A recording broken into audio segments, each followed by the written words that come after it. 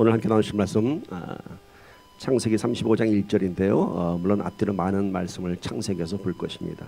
제목은 베델로 올라가라, 베델로 올라가라. 베델이라는 이름이 많이 익숙하죠. 그런가 하면은 정말 베델의 뜻이 무엇인지 잘 모르면서 그냥 베델 성경에 나오는 이름, 이스라엘의 어느 한 지명 이렇게 넘어갈지 모르겠습니다. 베델에는 아주 중요한 의미가 있습니다.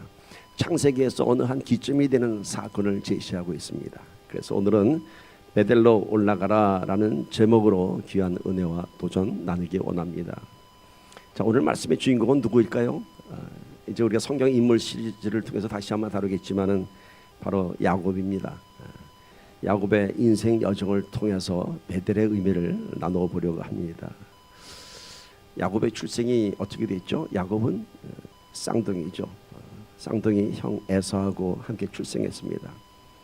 그런데 이 야곱은 출생할 때부터 놀라운 비밀이 있습니다.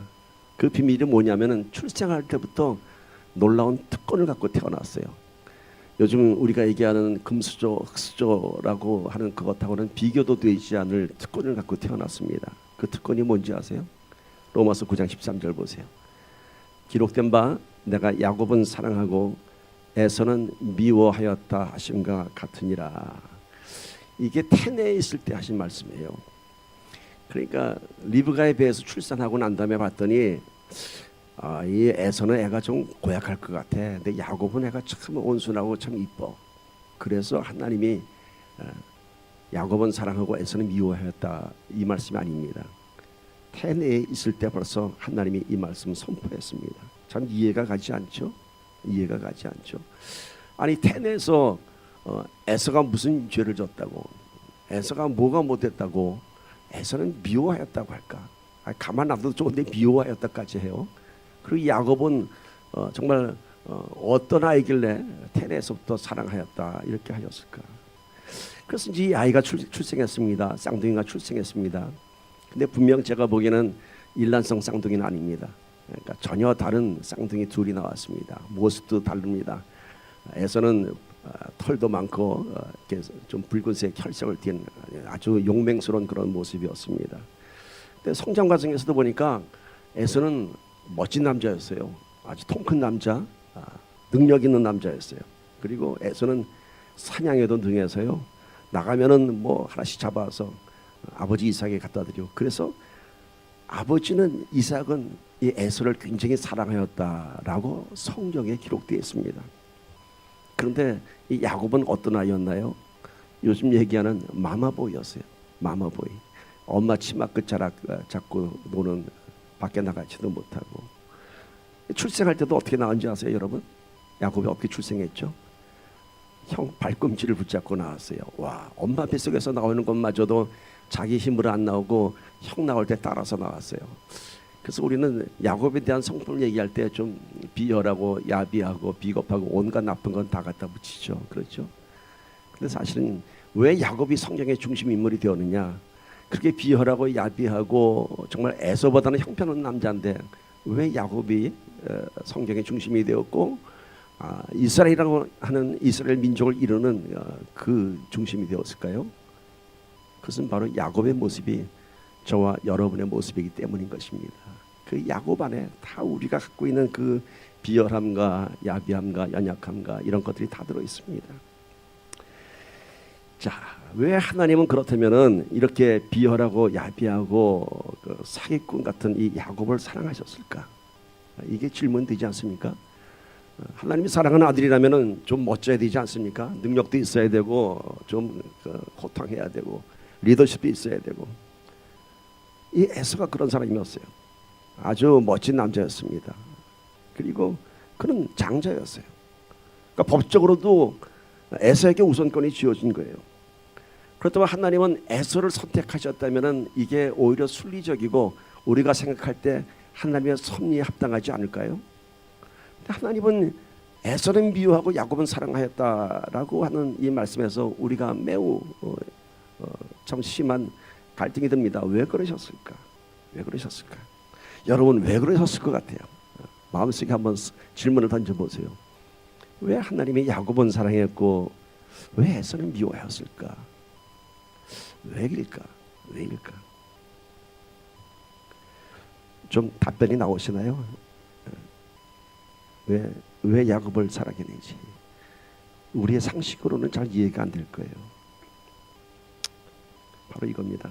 하나님께서 야곱을 사랑한 이유는 딱 한 가지입니다. 야곱은 하나님 없이는 살 수 없는 사람이었습니다. 바로 그겁니다. 하나님 없이는 살 수 없는 아들이었어요. 그래서 하나님이 그 아들을 사랑한 거예요. 그런가 하면 에서는 어때요? 훗날 야곱이 사기쳐갖고 장자권도 빼앗겼지만은 에서는 잠시는 분노했어요. 내 장자권을 빼앗아 갔다고. 근데 에서는 결국 그 장자권도 별로 중요시 생각하지 않았어요. 왜?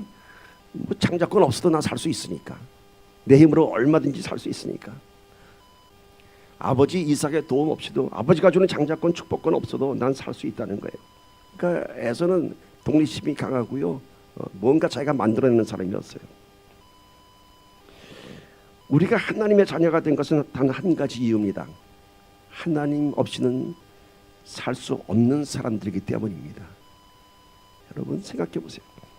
만약에 여러분들이 지금 이 에서처럼 능력 있고 모든 것을 다 갖고 어느 곳에 가든지 다 내 것을 만드는 사람이라면 우리가 하나님 찾을까요?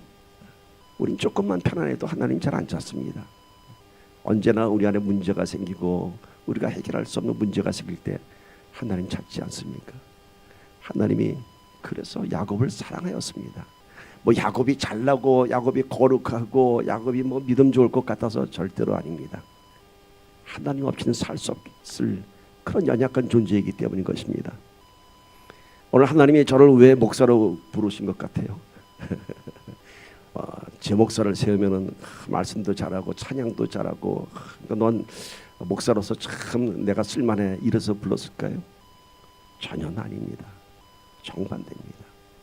저는 사실 남 앞에 나와서 말하는 거 굉장히 힘들어하는 사람입니다. 노래하는 것도 제 성품에 사람들 앞에서 노래한다는 건 있을 수 없는 일입니다. 근데 어느 순간 하나님이 저를 그렇게 만드셨어요. 왜? 저는 연약한 존재이기 때문에. 저는 제가 저를 봐도 마음에 안 들어요. 근데 하나님이 저를 부르셨어요. 하나님이 왜 저를 부르셨나요? 지난주에도 얘기했죠. 너이기 때문에. 오히려 지난주에는 네가 좀 감당할 수 있으니까 내가 너를 불렀어 라는 그런 하나님의 뜻이 있었다면 오늘은 넌 나 없이는 아무것도 할 수 없는 사람이야. 그래서 내가 너를 부른 거야 라는 이런 하나님의 뜻이 있는 것입니다. 여러분 다시 한번 오늘 우리의 그 은혜를 기억해야 됩니다. 우리가 하나님 믿는 사람이 된 것은 우리가 거룩해서도 아니고 우리가 성품이 좋아서도 아니고 우리가 기도를 많이 해서도 아닙니다. 우리는 하나님 없이는 살 수 없는 존재이기 때문에 하나님이 저와 여러분을 불러주셨습니다. 그래서 이 자리에 있는 것입니다. 그게 은혜입니다. 아까도 얘기했지만 우리가 가진 것이 많으면 우리는 하나님 안 거들떠봐요. 거들떠본다는 말이 좀 이상하지만 하나님 찾지 않아요. 이런 예화가 있습니다. 실제적으로 있었던 얘기라고 합니다. 어느 아버지에게 아들이 둘이 있었습니다. 근데 이 아버지는 예전에 아버지들이 다 그랬듯이 별로 배우지도 못하고 막노동을 하고 가난한 그런 아버지였습니다. 그 어려운 가운데 두 아들을 교육시켰습니다. 그런데 그 중에 한 아들은 정말로 개천에서 용이 난다고 하는 그런 말처럼 그 어려운 환경 가운데서도 명문대학을 들어가고 장학금 받고 외국 유학까지 갔다 오고 정말 성공한 아들이 되었어요. 성공한 아들. 그런가 하면 둘째 아들은 가난을 이겨내지 못하는 그 환경 가운데서 늘 찌질하게 살았습니다. 그러니까 둘째 아들은 여전히 그 아버지의 그 모습을 그대로 쫓아가고 있습니다. 힘없고 가난하고 배우지 못하고. 여러분 이 아버지가 어떤 아들을 자랑스러워할까요? 성공하고 출세한 그 아들을 사랑할까요? 근데 그 두 아들이 전혀 달랐어요. 뭐가 달랐냐면은 성공한 아들은 자기 아버지를 부끄러워하였어요. 초등학교밖에 안 나온 우리 아버지, 막노동하는 우리 아버지, 사람들한테 자기 아버지를 소개시키기를 부끄러워했어요. 심지어는 아버지와 함께 있다가 누군가를 만나면은 아버지라고 소개하지도 않았어요. 그런가 하면은 참 여전히 가난하고 참 찌질하게 사는 둘째 아들은 늘 아버지를 찾아오며 그 늙은 아버지를 자기 마음껏 그래도 섬겼습니다. 여러분, 물론 그 아버지는 나를 아버지라고 부르지 않는 그 아들을 보면서 그래도 사랑했습니다. 왜? 아들이기 때문에. 비록 아들이 나를 부인하지만은 그래도 그 아들을 사랑했습니다. 여러분, 이게 하나님의 마음 아닙니까? 우리가 하나님께 그렇게 등을 돌리고 실망시켜도 하나님은 여전히 우리를 사랑하십니다. 그렇다면은 안타깝지만은 이 아버지에게는 어떤 아들이 진정한 아들일까요? 성공한 아들일까요? 아니면 아버지를 찾아오는 어려운 아들일까요? 여러분, 하나님께서 에서는 미워하였다라고의 그 의미는요, 그에 대한 감정적인 표현이 아닙니다. 하나님 없이 살 수 있는 그 에서의 그 능력, 자존심, 그것을 보고 미워한 것입니다. 그 에서를 보면서 미운 분노의 감정이 아니라 그런 너를 난 사랑하고 싶지만은 너는 나를 떠나는 그런 아들일 것이야. 그런 아들이야. 그래서 내 사랑을 줄 수 없다는 그런 어쩔 수 없는 안타까움입니다. 이것이 야곱과 에서의 출생의 비밀입니다. 자, 이제 여러분 여기서 우리가 하나 메시지를 꺼냅시다. 하나님은 어떤 선택을 하시나요? 만약 우리가 에서처럼 모든 것에 능력이 있고 자신 있는 사람이라면 우리는 하나님 찾지 않았을 것입니다. 그래서 오늘 하나님이 우리를 선택하신 것은 우리가 하나님의 도움 없이는 살 수 없는 사람들이기 때문에 오늘 하나님께서 우리를 선택하신 것입니다. 바울도 자신의 약함을 오히려 자랑한다고 하지 않았습니까, 여러분? 약한 것이 나의 부끄러움이 되어야 할 텐데 바울은 오히려 자랑했어요. 왜? 나의 약함 가운데서 하나님의 능력이 온전하여진다고 하였습니다. 여러분, 우리가 연약하고 참 초라하고 너무 부끄럽습니까? 그때를 자랑하십시오. 왜? 하나님께서 내 삶 속에 개입할 때이기 때문인 것입니다. 이제 우리의 삶을 보면서 부끄러워하지 말고 오히려 나의 연약한 삶을 통해서 하나님을 자랑하기 축복합니다. 나를 자랑하세요. 나는 연약하고 무능하지만 하나님께서 나와 함께 하신다는 이 사실, 나는 가진 것 아무것도 없지만 그래도 나는 하나님이 있어 라고 하는 이 사실, 이것 때문에 우리 인생이 행복해질 수 있습니다. 아까도 찬양했던 나는 행복합니다 라고 하는 이 고백이 바로 이런 고백입니다. 나는 가진 것 없고 연약하고 초라한 존재지만 나한테는 오직 하나님 한 분이 계시기 때문에 그 하나님이 나를 사랑하시기 때문에 나는 행복합니다, 이겁니다. 여러분, 믿음은 나와 함께 하시는 하나님을 자랑하는 것입니다. 세상 가운데 살아갈 때 여러분 그렇게 주눅들어 살지 마십시오. 여러분 형편 때문에. 오히려 하나님 한 분 때문에 가슴을 활짝 펴고 어깨에 힘주고 살아봅시다. 왜? 하나님이 계시기 때문에. 지난주 말씀의 제목이 뭐였죠? 믿음의 배짱 아닙니까? 믿음의 배짱. 자, 그러면 그 후에 야곱의 인생을 한번 살펴봅시다. 하나님께서 선택하시고 하나님께서 사랑한 야곱입니다. 그런데 그의 인생은 참 파란만장합니다. 파란만장합니다. 여러분, 장자권도 받았습니다. 비록 아버지를 속였지만은 그래도 그 축복권이 왔어요. 그리고 하나님께서 사랑하는 야곱이라고 하나님이 말씀하셨어요. 그런데 왜 그의 인생은 파란만장할까요? 장자권 축복도 받았고 하나님의 사랑하는 아들인데 왜 그 인생이 파란만장할까요? 우리가 늘 이런 관점으로 참 사실은 우리의 신앙의 현실을 이렇게 평가하고 있습니다. 나 하나님 믿는데, 나 기도하는데 하나님 나를 사랑하신다면서요. 그런데 왜 나는 광야의 삶이 끝나지 않습니까? 다윗도 이런 고백했어요. 언제까지 이러실 겁니까, 하나님? 여러분, 중요한 메시지를 하나 던집니다. 결론은 우리가 하나님을 믿고 하나님을 사랑하는데 내가 왜 광야의 삶을 살아야 되는가? 이 질문의 결론은 이겁니다. 하나님께서 나를 선택하셨고 하나님께서 나를 사랑하시고 또 나도 하나님을 열심히 믿는데, 그런데 왜 광야의 삶을 사는가? 이 질문의 답은요, 우리가 하나님 만나서 광야의 삶을 사는 것이 아니에요. 우리가 기도 많이 했는데도 광야의 삶을 사는 것이 아니에요. 오히려 우리가 살아야 할 인생이, 내 앞에 놓이신 일들이 험한 광야 같은 인생이기 때문에 하나님께서 먼저 우리를 선택하시고 우리를 사랑하시고 함께 동행하신 것입니다. 아시겠어요, 여러분? 나 왜 기도하는데 하나님 왜 이렇게 광야 같은 인생이 안 끝나요? 이 질문이 잘못된 것이에요. 광야 같은 인생은 이미 예비되어 있었어요. 야곱이 너무 연약한 존재이기 때문에 야곱의 인생에 광야가 펼쳐지는 것, 당연한 것 하나님은 알고 계셨어요. 그래서 하나님은 야곱을 사랑하셨어요. 그를 부르시고. 마찬가지. 오늘 우리도 하나님 만나서, 아니 세상에 있을 때는 그럭저럭 살만 했는데, 교회 나와서 신앙생활 했는데 더 잘 살 줄 아는데 뭐 되는 게 없어. 이런 얘기 많이 듣잖아요. 하나님 살아계시면 어쩜 이럴 수 있어요? 그 질문이 뒤집어졌어요. 왜 하나님이 믿음을 주고 왜 하나님이 기도하게 하셨느냐? 네 앞에 네가 감당치 못할 지금 고난이 준비되어 있다는 거예요. 그러니까 네가 그 고난을 이겨내기 위해서는 내가 필요하다. 그래서 내가 너를 선택하시고 내가 너를 불렀다, 이겁니다. 여러분, 두 번째 메시지는 뭐예요? 첫 번째 메시지는 하나님은 우리가 하나님 없이는 살 수 없는 사람이기 때문에 우리를 선택하셨어요. 두 번째 메시지는 광야 앞에서, 우리 앞에 놓이신 인생의 그 험한 광야 앞에서 하나님은 우리를 만나 주신다는 사실이에요. 근데 우리는 이 하나님의 뜻을 모르고 하나님 나를 만나 주셨는데 왜 내 광야가 내 앞에 있어요? 그게 아니에요.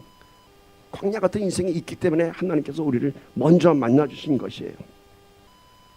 자, 장자권을 가로챈 후에 야곱의 파란만장한 인생이 시작되었습니다.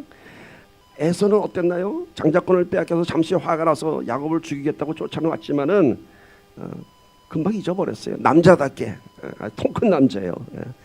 역시 남자답게 잊어버렸어요. 그리고 좋아요. 아버지 장자권 없어도 좋아요. 그리고 에서는 저 밑에 에돔 땅으로 갔어요. 그래서 에돔의 조상이 됐어요. 자기가 한 민족을 이뤘어요. 능력이 있죠. 능력이 있죠. 자, 야곱은 어떻게 됐지요? 형이 이제 죽이겠다고 하니까 외삼촌 집으로 황급히 도망을 쳤습니다. 도망쳤어요. 아버지를 속이고 도망쳤어요. 그것도 리브가가 도와서, 그냥 무단갈 가출하면 안 됐잖아요. 그러니까 리브가가 뭐라고 얘기냐면, 저 에서는 나가서 이방 여인하고 결혼하는데 우리 야곱마저 이방 여인하고 결혼하면 안 되지 않습니까? 그러니까 야곱을 내 오라비 집에 보내서 하란 땅으로 보내서 거기서 우리 같은 유대 민족을 여인을 혼인시키게 합시다. 그래서 아버지를 속이고 사실은 도망가는 거였는데 야곱을 장가 보낸다는 그런 조건으로 이제 삼촌 라반 집으로 도망을 시켰습니다. 물론 거기 가서 결혼을 하긴 했죠. 삼촌의 딸들과. 그런데 자, 이렇게 황급히 떠나는 그 밤에 아주 우리가 잘 아는 유명한 사건이 하나 기록되죠. 어느 날 밤 광야를 떠나서 참 두렵고 외로운 그 밤에 돌베개를 베고 잠을 자는데 야곱은 놀라운 환상을 보게 됩니다. 놀라운 환상을 보게 됩니다. 그 캄캄한 광야에, 우리는 여기 캘리포니아 사니까 그 사막의 기후를 잘 알잖아요. 밤이 되면 얼마나 이렇게 뼛속까지 들어오는 추위가 있습니까? 거기다 돌베개를 베고 처량한 신세가 돼서 고향을 떠나서 삼촌 라반 집에 가면 어떤 일이 벌어질지도 모르는 그런 상황에서 이렇게 외롭고 두려운 밤을 보내는데 하늘에서 사다리가 다 땅까지 내렸고 봤더니 거기 천사들이 오르락 내립니다. 하늘의 환상을 봤습니다. 근데 저 하늘 위에서 여호와 하나님이 나타납니다. 그래서 야곱을 축복합니다. 아브라함의 축복이 너에게 임할 것이다. 그리고 이 내 모든 약속이 너한테 이루어질 때까지 내가 너를 떠나지 아니하며 내가 너와 함께하리라 라고 합니다. 자, 야곱이 얼마나 마음에 큰 소망이 됐을까요? 그 두렵고 외로운 밤에 돌베개를 메고 자는 그 땅바닥에서 하늘의 환상을 보았고, 거기서 하나님께서 야곱아 부르시면서 내가 아브라함의 축복을 너에게 줄 것이다 얘기했습니다. 그래서 야곱이 그 돌베개 메고 잤던 그곳을 이름을 짓습니다. 창세기 28장 18절에서 19절 봅시다. 야곱이 아침에 일찍 일어나 베개로 삼았던 돌을 가져다가 기둥으로 세우고 그 위에 기름을 붓고 그곳 이름을 뭐라고 했어요? 베델이라 하였더라. 이 성의 옛 이름은 루스더라.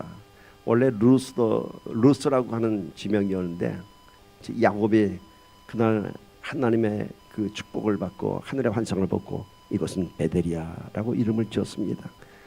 이것은 누구의 베델이에요? 야곱만의 베델이죠. 야곱이 베델을 지었으니까. 그것을 지나가는 사람이 이곳이 베델이야 그런 사람 하나도 없어요. 다른 사람들은 뭐라고 그랬어요? 여기는 루스야. 근데 야곱만의 베델이 된 것이에요. 그런데 훗날 이것은 야곱만의 베델이 아니라 역시 하나님의 베델이 됐습니다. 뒤에 이제 하나님께서 나는 베델의 하나님이라고 하는 말씀이 나옵니다. 자, 이게 뭐를 의미합니까? 야곱의 인생 여정에서 그 광야의 인생에서 놀라운 한 이정표가 생겼습니다. 베델이라고 하는 것, 그것이 뭔가요? 하나님을 만난 것입니다. 언제? 광야를 눈앞에 두고 하나님을 만났습니다. 야곱이 기도했나요? 하나님 나 좀 도와주세요. 안 해요. 그냥 돌베개 베고 처절한 밤을 지샐 때 하나님께서 하늘을 여시고 축복하셨어요. 여러분, 오늘 우리 신앙의 여정에서 정말 기념비 같은 사건이 우리 삶 속에 분명히 있었을 것입니다. 하나님께서 우리 이 삶 속에서 개입한 그 순간이 있었습니다. 그게 뭔가요? 그 뒤에는 아마도 험난한 광야 같은 인생이 시작됐을 것입니다. 오늘 우리가 이 장면을 보면서 오늘 내 인생에 주어진 그 베델의 장소를 회복하기를 축복합니다. 나는 어디서 하나님을 만났나? 그것이 내 인생의 베델입니다. 야곱의 베델은 이스라엘 땅에 있지만은 우리의 베델은 어디 있나요? 제 베델은 경기도 가평군 상판리 기도원에 있습니다. 1993년 11월 23일 날짜도 안 잊어먹어요. 왜? 나의 베델이기 때문에. 지금도 그 3박 4일의 순간순간들이 저는 생생한 기억으로 남아있습니다. 야곱은 이날 밤의 기억을 평생 잊지 못했을 것입니다. 아브라함이 밤하늘의 별을처럼 민족을 이루려는 하나님의 약속을 매일 밤 상기했던 것처럼 아마 야곱은 돌베개 같은 돌만 봐도 생각했을 거예요. 저에게도 베델이 있었습니다.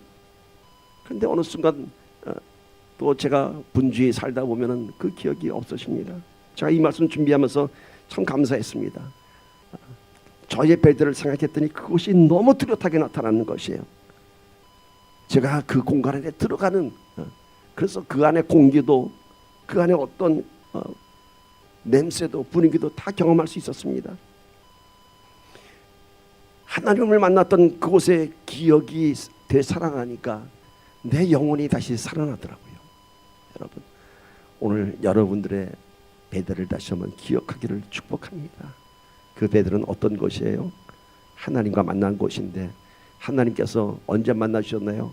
우리의 인생 광야가 시작되기 전에 만나주셨어요. 인생의 광야가 시작되기 전에. 그리고 우리의 그 광야에서 하나님의 약속은 성취됩니다. 야곱이 돌베개 베고 잤던 이 하나님의 축복이 삼촌 라반 집에 가서도 이루어졌어요. 삼촌 밑에서 종살이를 하던 그 어려운 시간 가운데 하나님은 축복하셨어요. 14년간 종살이를 하고 그 후에 6년을 더 있다가 20년 후에 돌아오게 되는데요. 그는 언제나 이날 만났던 베델의 하나님을 기억하고 있었습니다. 그리고 이 하나님의 이 약속의 축복은 그곳에서 다 이루어졌어요. 그곳에서 큰 가족을 이루었습니다. 레아, 라헬 또 2명의 여종들 실라 비라를 통해서 그 당시에는 이제 그 삼촌집을 떠날 때는 11명의 아들과 1명의 딸을 이뤘습니다. 가축도 많은 가축으로 아주 번성케 되었습니다.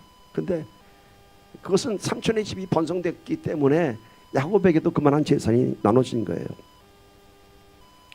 자, 야곱의 축복이 어디까지 전해졌느냐? 삼촌 라반 집에 갔는데 라반은 그렇게 부자가 아니었어요. 라반은 이 목축이 잘 안 되고 양도 별로 없었고 소도 별로 없었고 그런 삼촌 라반인데 가서 야곱이 이 양들을 키우고 염소를 키우니까 하나님이 축복하셨어요. 엄청난 때를 이루었어요. 자, 이제 야곱이 이제 그만 아버지 집에 돌아가겠다 하니까 삼촌 라반이 그를 놓아주지 않습니다. 왜요? 야곱을 통해서 주신 하나님의 축복을 보았기 때문인 것입니다. 야곱을 붙잡고 있으면은 나도 축복받으리라. 여러분, 만남의 축복이 그래서 중요한 것입니다. 만남의 축복이, 하나님의 축복이 임한 사람하고 같이 있으면은 하나님의 축복이 그 사람을 통해서 나타납니다. 우리가 거기서 떨어진 떡고물이 중요한 것이 아니라 하나님의 축복이 열매 맺는 그 삶을 볼 때 우리가 영적인 도전을 받게 되는 것입니다. 그리고 또 여러분의 삶 속에서 하나님은 그 약속을 이루어 주실 것입니다. 여러분의 광야 가운데서 하나님 그 약속을 성취시켜 주십니다. 자, 이렇게 삼촌과의 갈등이 시작되죠. 아시다시피 삼촌이 많은 트릭을 하죠. 못 가게끔. 또 야곱에게 또 양과 염소를 다 나눠줘야 할 텐데 그걸 또 트릭하기 위해서 또 많은 술수를 쓰죠. 하여튼 이 과정은 잘 아시니까 넘어가고, 이렇게 삼촌과의 갈등이 있을 때 하나님이 다시 야곱에게 나타납니다. 저 갈등 가운데 하나님은 이 야곱의 생각을 컨펌해 주기 위해서 나타납니다. 창세기 31장 13절 보세요. 자, 하나님이 뭐라고 해요? 나는 베델의 하나님이라. 나는 베델의 하나님이라. 이게 뭘 의미하나요, 여러분? 하나님은 지금 야곱과 1대1의 만남을 가진 거예요. 하나님은 다른 사람에게 나는 베델의 하나님이라 그러지 않으세요. 그 베델은 야곱과 하나님과의 그런 서원이 담긴 장소였기 때문에 하나님은 그 서원을 기억시키기 위해서 나는 베델의 하나님이라 말씀하신 거예요. 그러면서 뒤에서 얘기하잖아요. 네가 거기서 기둥에 기름을 붓고 거기서 나에게 서원하였으니 지금 일어나 이곳을 떠나서 내 출생지로 돌아가라 하셨느니라. 자, 하나님께서 얘기했어요. 네가 돌아올 때 그때 네가 나에게 서원한 것이 있으니 이제 돌아가라. 나는 베델의 하나님이다.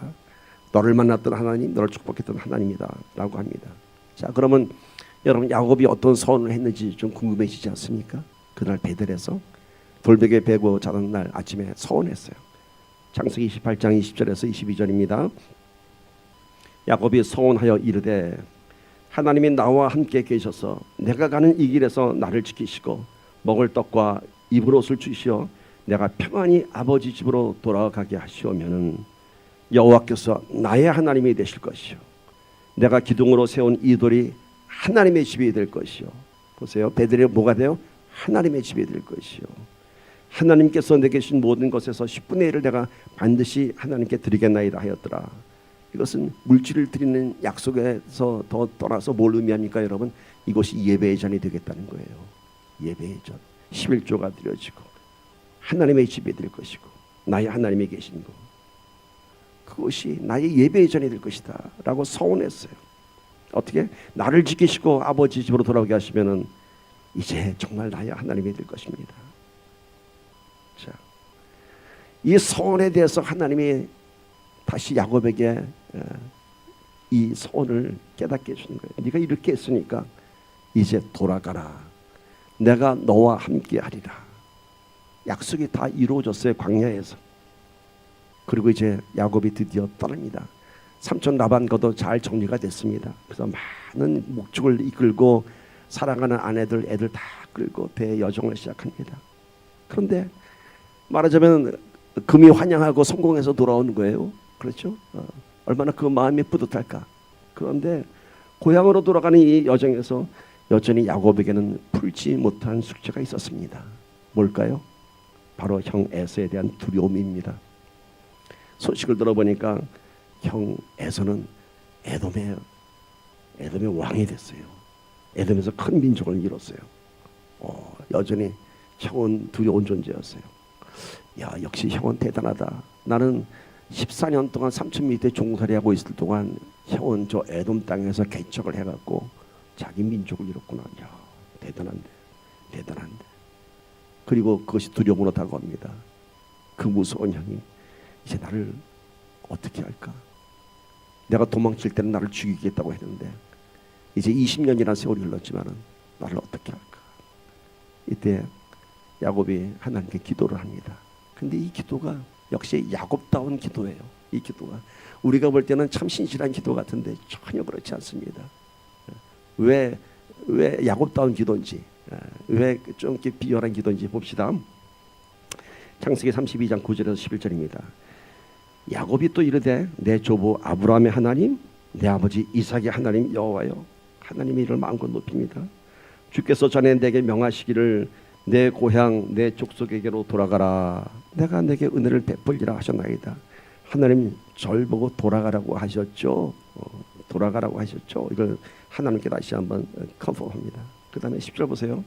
나는 주께서 주의 종에게 베푸신 모든 은총과 모든 진실하심을 조금도 감당할 수 없사오나. 자, 주께서 그 후에 나한테 그 베푸신 모든 은총을 얼마나 큰지, 그 은총이 얼마나 큰지, 하나님의 진실하심이 얼마나 큰지. 왜?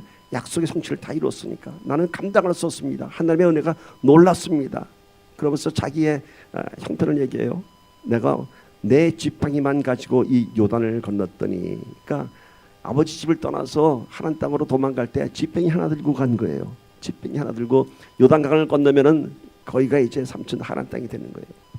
근데 내가 빈몸으로 건넜더니 지금은 내가 2떼나 이루었더라. 내가 이렇게 두 떼의 양과 목축이 있다고 합니다. 큰 자손도 이뤘다고 합니다. 11절 내가 주께 간구하오니 내 형의 손에서 에서의 손에서 나를 건져내시옵소서. 내가 그를 두려워하면 그가 와서 나와 내 처자들을 칠까 겁이 나기 때문이나이다. 여러분, 이 기도가 왜 야곱다운 기도 같은지 아세요?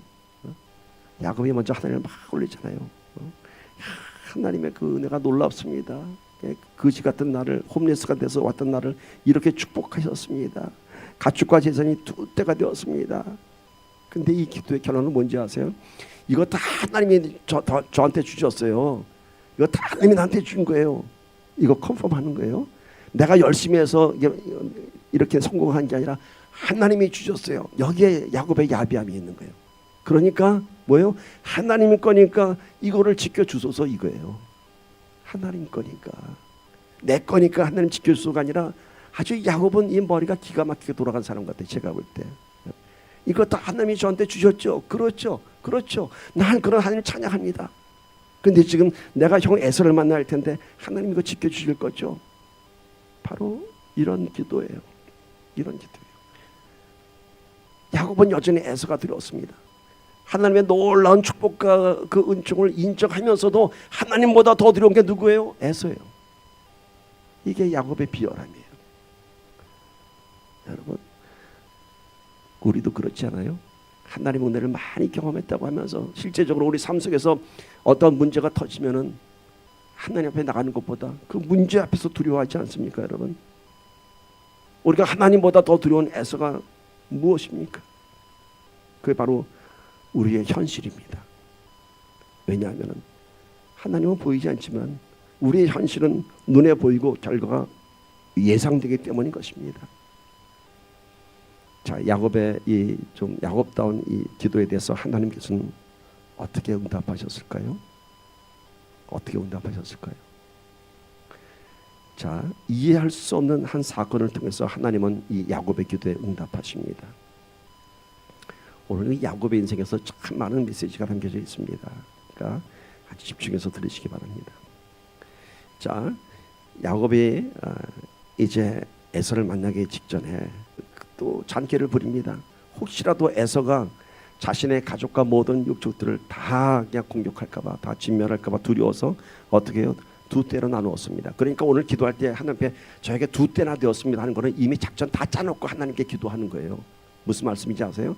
자기의 그 머리 굴릴 거 다 굴려서 대책은 다 준비해놓고 마지막에 하나님께 이거 다 하나님 거죠. 그러니까 지켜주셔야 돼. 이런 기도하는 거예요. 근데 하나님의 응답은 아주 놀라웠습니다. 여기 영적인 원리가 있습니다. 자, 2떼로 나뉘어서 2진으로 나뉘어서 먼저 1진에는 형 에서에게 바칠 선물을 잔뜩 준비합니다. 뭐 소도 준비하고 양도 준비하고 잔뜩 준비해서 형의 마음을 싹 부드럽게 해서 1진을 출발시킵니다. 그 다음에 2진에는 누가 있냐? 이제 자기 아내하고 여종과 아들들, 자기 식구들을 보냅니다. 그리고 자신은 두 진을 다 보낸 다음에 혼자 남아서 강을 건너지 않고 야복 강가에서 혼자 밤을 지냅니다. 이게 뭘 의미하는 것 같아요, 여러분? 여전히 야곱은 비열해요. 하나님께 기도했으면서도, 이렇게 비열한 기도했으면서도 자신만은 맨 뒤에 남아서 가족까지 다 버린 다음에 형 에서의 반응을 보는 거예요. 형 에서가 어떻게 할 것인가. 그래서 형 에서가 정말 자기를 용서하고 받아주면 그때 강을 건너가려고 그런 마음으로 그 야복강가에서 혼자 잠을 자니 얼마나 마음이 불안했을까. 여러분, 돌베개 베고 자던 그 밤은 아무것도 가진 게 없어서 참 처절한 밤을 지냈지만은 오늘 이 밤은 가진 게 너무 많아서 그거를 잃을까 봐 두려워서 지금 이러고 있는 거예요. 근데 하나님이 어떻게 응답하셨어요? 32장 24절에서 28절 봅시다. 야곱은 홀로 남았더니 어떤 사람이 날이 새도록 야곱과 씨름하다가 자기가 야곱을 이기지 못함을 보고 그가 야곱의 허벅지 관절을 치매 야곱의 허벅지 관절이 그 사람과 씨름할 때 어긋났더라. 그가 이르되 날이 새려하니 나로 가게 하라. 야곱이 이르되 당신이 내게 축복하지 아니하면 가게 하지 아니하겠나이다. 그 사람이 그에게 이르되 내 이름이 무엇이냐? 그가 이르되 야곱이니이다. 그가 이르되 내 이름을 다시는 야곱이라 부를 것이 아니요 이스라엘이라 부를 것이니 이는 내가 하나님과 및 사람들과 겨루어 이겼음이니라. 자, 이해할 수 없는 사건, 아주 유명한 사건이 기록되죠. 야곱이 그 밤에 혼자 두려운 마음을 지내고 있는데 어떤 사람이 나타나서 야곱과 밤새도록 씨름했다고 합니다. 그런데 그 어떤 사람이 야곱을 이기지 못했다고 합니다. 근데 그 어떤 사람이 누구냐 하면은 하나님이라고 하는 성경학자도 있고 하나님이 보낸 천사라고 하는 성경학자도 있습니다. 분명한 것은 이것은 하나님이 야곱에게 나타난 그 하나님의 실상입니다. 그런데 그렇다면 참 이해할 수 없죠. 하나님이 졌어요. 천사라고 해도 야곱을 이기지 못했다고 해요. 왜 하나님이 야곱을 이기지 못했을까? 아니, 천사라고 하면 왜 천사가 야곱을 이기지 못했을까? 그리고 결국은 야곱의 환도뼈를 칩니다. 이 환도뼈는 지금은 얘기하면 고관절이라고 합니다. 그러니까 실제로 야곱은 이 환도뼈를 치고 난 다음에 핸디캡이 된 거예요. 한쪽 다리를 못 쓰게 된 거죠. 아니, 하나님이 어떻게 야곱의 환도뼈를 쳤을까? 이게 잘 이해가 가지 않죠, 여러분. 야곱의 집요함, 그 야곱의 집요함이 뭘까요? 밤새도록 이 하나님의 사람과 싸워서 얼마나 지독한지 이 하나님이 내가 졌다 이거예요. 내가 졌다. 이제 나 가겠다. 그러니까 야곱이 뭐예요? 나를 축복하지 아니하면은 가게 하지 아니하겠나이다. 야곱은 알았어요. 자기하고 씨름하는 그 존재가 누군지 하나님이란 걸 알았어요. 목숨 걸고 싸웠어요. 그런데 왜 하나님이 졌을까? 여러분, 왜 졌을 것 같아요? 왜 졌을 것 같아요? 근데 이거 잘 해석해야 돼요. 아마 여러분 이 야곱이 하나님과의 싸움에서 이겼다는 것을 보고 이런 설교 좀 들어보셨는지 모르겠어요. 이렇게 목숨 걸고 기도하면은 하나님도 진다. 아주 멋있죠, 여러분. 목숨 걸고 기도하면 하나님도 우리에게 진다. 우리 기도 들어준다. 거기까지는 좋은데 그럼 왜 하나님이 환도뼈를 칠까? 그럼 목숨 걸고 기도하면 오늘 뭐가 우리 안에서 망가지는 거 있을 거 아니에요, 그죠? 이 의미를 잘 알아야 돼요. 네, 목숨 걸고 기도하면은 하나님이 집니다. 그런데 하나님이 그냥 지지 않습니다. 환도뼈를 칩니다. 이 의미를 알아야 됩니다. 이런 장면을 하나 제가 여러분 쉽게 이해하기 위해서 좀 만들었습니다. 아니 뭐 이런 일을 저도 그랬으니까요. 제 아들이 커오면은 제 아버지가 그럽니다. 야, 우리 아들 이제 많이 컸는데 아빠하고 팔씨름 한번 해볼까? 팔씨름 한번 해볼까? 그래요. 자, 그러면은 아들하고 팔씨름 합니다. 탁 팔을 잡았습니다. 누가 이길까요, 여러분? 누가 이길까요? 네? 아들을 이기는 아버지 봤어요? 물론 늙어서 하면 아버지가 힘을 얻으시겠지만은 아버지가 아들과 팔씨름 하겠다는 의미는 딴 거 아니에요. 내가 너를 이기겠다가 아니에요. 네가 얼마나 힘이 세졌는지 보자 하고 딱 잡고서 아들이 힘을 쓰면 아버지가 야, 힘센데 그러면서 쇼를 좀 하죠. 싹 이기는 척했다가 불불 떨면서 안 되겠나 하다가 쿵 하고 져주죠. 하나님이 그러신 거예요. 하나님이. 야곱, 너 얼마나 아직도 네가 가진 거에 대해서 그렇게 집착하나 한번 보자. 얼마나 네가 지금 네 삶에 대해서 내가 준 것에 대해서 얼마나 그렇게 집착하는지 한번 보자. 이 씨름의 의미는 하나님께서 야곱의 비열함을, 야곱의 그 인간적인 진념을 시험하신 것입니다. 씨름하면서. 그리고 너는 네가 살기 위해 이렇게 지독하게 싸움을 하는구나. 그리고 내가 줬다, 내가 갈게 하면서 그냥 가지 않고 야곱이 나를 축복해 주세요 하니까 환대뼈를 탁 쳤어요. 이것 보면은 하나님이 져준 거 알 수 있죠. 왜요? 하나님이 이기려면 한순간에 이기는 거예요. 환대뼈를 탁 쳤더니 야곱이 주저앉았을 거 아니에요. 그러나 하나님이 뭐하러 밤새도록 씨름했겠어요? 뭐하러? 딴 거 아니에요. 야곱을 시험하기 위해서. 이 영적인 해석은 이런 거예요. 성령이 우리 육신의 집념을 이기지 못합니다. 성령은 우리의 의지를 초월하지 않으십니다. 여전히 우리 안에 내 욕망과 자신의 이기적인 생각들이 있는 한 성령은 우리 안에 임재할 수 없습니다. 나 졌어, 나 갈게, 그러는 거예요. 성령께서. 그때 축복해달라고 하니까 축복해줘야지. 그러나 그냥 축복 안 해주세요. 환도뼈를 치십니다. 그게 뭔가요? 우리를 깨뜨리시고 축복합니다. 우리를 깨뜨리고 사용하십니다. 환도뼈를 치셨다의 의미는 야곱을 깨뜨리신 것입니다. 그리고 나서 네 이름이 뭐냐? 야곱입니다. 이제 너는 이스라엘이 되리라, 민족의 조상이 되리라 있겠습니다. 하나님은 씨름에 져주고서 축복한 것이 아니라 씨름에 지면서 야곱의 환도뼈를 쳤어요.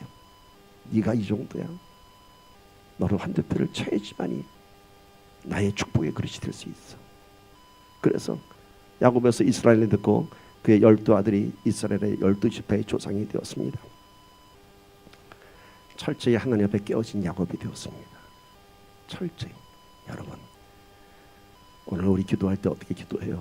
내 환도뼈가 깨어질 때까지 기도하기를 간절히 소망합니다. 내 육신의 욕망과 내 생각과 집념을 다 깨뜨리십시오. 그게 내 환도뼈입니다.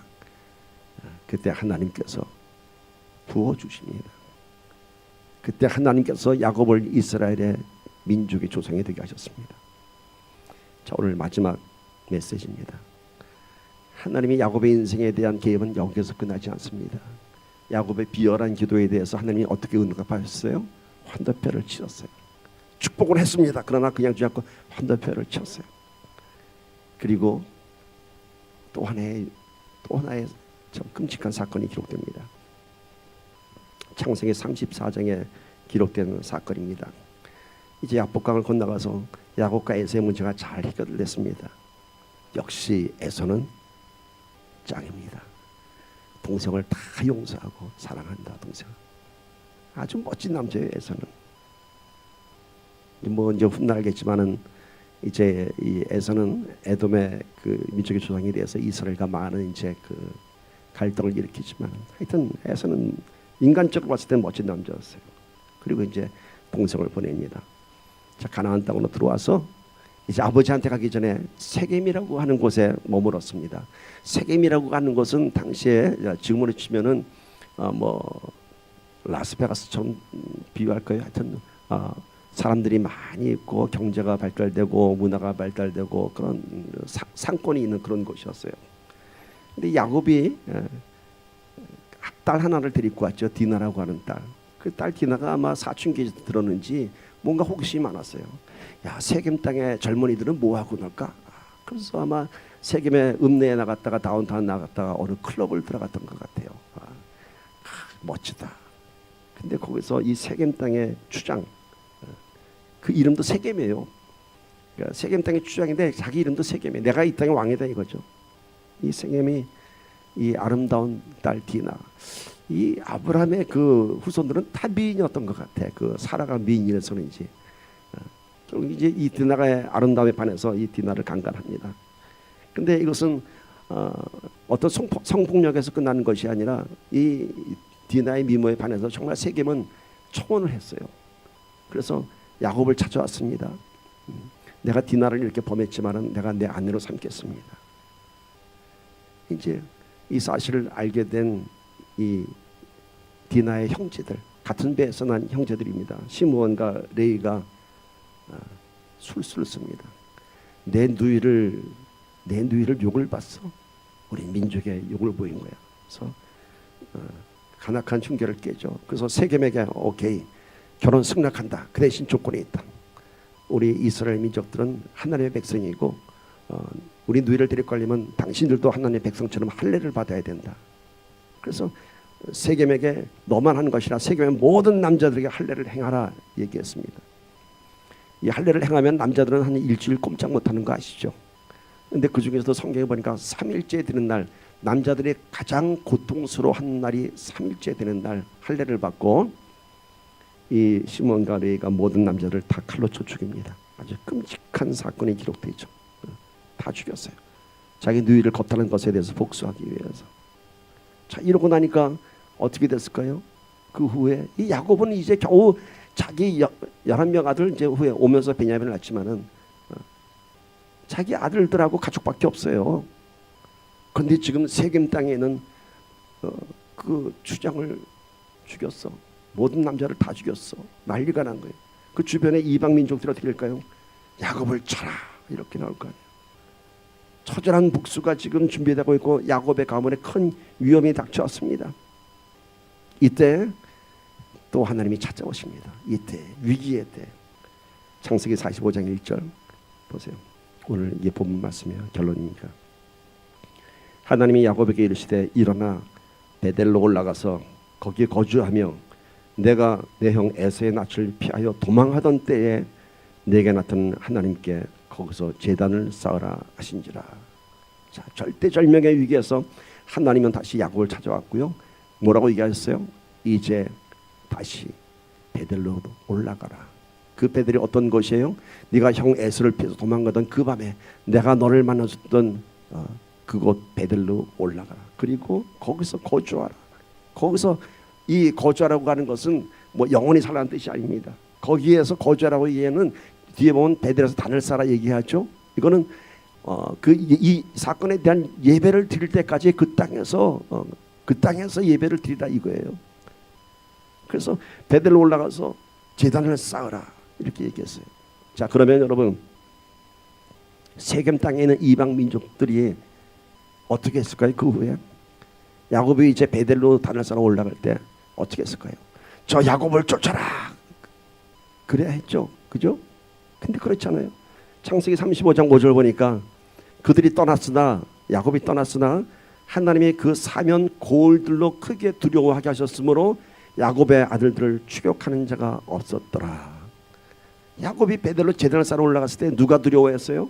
이 이방 민족들이 두려워했어요. 뭘 두려워했어요? 야, 야곱을 치려고 했더니 야곱이 하나님께 제사를 드리러 올라갔대. 하나님을 두려워하는 거예요. 그리고 야곱이 하나님의 사람이구나. 야곱이 하나님께 제단을 쌓으러 가는구나. 그래서 아무도 안 쫓아갔어요. 여러분, 우리가 세상의 두려움을 이기는 것은 딴 거 없어요. 오직 예배의 자리로 올라가는 것입니다. 우리의 베델의 자리로 올라가는 것입니다. 우리가 예배의 자리로 올라가면 세상이 우리를 두려워합니다. 왜? 기도하러 가니까. 왜? 하나님께 예배하러 가니까. 그런데 우리는 세상의 자리에 멈추어서 이 두려움이 없어져 달라고 기도하지 않습니까? 아니요, 베델까지 와야죠. 처음 만났던 하나님의 자리에 와서 거기서 예배하는 거예요. 지금 거기서 베델에서 예배 한번 드리고 가라 그게 아니에요. 거기서 거주하며 이게 뭘까요? 그들이 너에 대한 그 분노가 다 사그러질 때까지 나한테 예배하라는 거예요. 여러분, 세상의 자리에서는 우리가 우리의 현실을 보면서 우리가 두려워하지만은 우리가 우리의 베델, 우리의 예배 전으로 올라가면은 우리의 두려움이 이제는 세상의 두려움이 될 것입니다. 세상이 우리를 두려워할 것입니다. 저들이 하나님의 전에 갔구나. 여러분, 위기의 순간에 하나님은 야곱을 어디로 부르셨어요? 베델로 부르셨습니다. 피난처 되신 하나님, 나의 산성이신 하나님, 그분은 베델의 하나님이셨습니다. 베델의 의미는 뭔가요? 성경에 최초로 기록된 베델은 언제 기록됐냐면은 아브라함이 고향을 떠나서 가나안 땅에 들어와서 처음 제사를 드린 곳이 베델입니다. 아브라함에게도 베델이 있었어요. 그런데 야곱도 그것이 같은 장소에서 베델로 이름을 지었어요. 그 베델은 아브라함의 기도가 쌓인 곳입니다. 그리고 야곱의 인생의 여정에서 최초로 하나님을 만난 것입니다. 여러분, 야곱 인생의 여정에 나타나는 하나님을 통해서 우리 신앙의 여정을 한번 되돌아보기를 바랍니다. 나의 베델은 어디인가? 나의 베델은 어디인가? 우리의 예배전이 바로 우리의 베델입니다. 이것이 하나님을 만나는 것이고 이것이 우리의 피난처 되는 베델입니다. 우리 인생의 위기의 순간에 세상을 보지 말고 우리 다 함께 베델로 올라가기를 축복합니다. 우리가 두려워하던 세상이 오히려 우리를 두려워하게 될 것입니다. 아멘. 시편 146편 5절 함께 크게 읽으며 말씀 맞춥니다. 시작. 야곱의 하나님을 자기의 도움으로 삼으며 여호와 자기 하나님에게 자기의 소망을 두는 자는 복이 있도다. 아멘. 야곱의 하나님이 우리의 하나님, 베델의 하나님이 나의 하나님이 될 것을 주님의 이름으로 축복합니다. 아멘. 자, 우리 함께 기도할 텐데 오늘 말씀의 메시지를 좀 요약해 봤습니다. 하나님께서 먼저 야곱을 사랑하셨죠. 왜냐하면 하나님 없이 살 수 없는 우리들이기 때문인 것입니다. 그렇게 우리를 사랑하시고 부르셨습니다. 두 번째는 광야 앞에서 하나님은 먼저 우리를 만나 주십니다. 우리 앞에 펼쳐지는 광야 앞에서 하나님 먼저 우리를 만나 주시고 우리에게 약속하시고 축복하시고 소망을 세워 주십니다. 그리고 광야에서 하나님의 약속은 성취됩니다. 광야에서 성취됩니다. 야곱의 환도뼈가 부러졌을 때 비로소 야곱의 하나님이 되었습니다. 이제 우리의 환도뼈를 내어 주십시오. 여러분의 인생의 위기의 순간에 그 두려운 순간에 우리가 어디로 가야 할까요? 베델로 올라갑시다. 예배의 자리가 우리의 피난처입니다. 아멘. 우리 함께 기도합시다. 우리 함께 기도합시다. 나를 사랑하신 하나님을 기억하고요. 하나님 없이 살 수 없는 우리들을 부르셨던 하나님입니다. 그 광야 앞에서 하나님이 먼저 우리를 만나 주셨습니다. 그리고 광야에서 하나님의 약속은 성취됩니다. 야곱의 환도뼈가 부러졌을 때 비로소 야곱의 하나님이 되었습니다. 오늘 우리의 환도뼈를 내어주십시오. 그리고 우리가 두려운 순간에 베델로 올라가기를 간절히 소망합니다. 함께 기도합시다.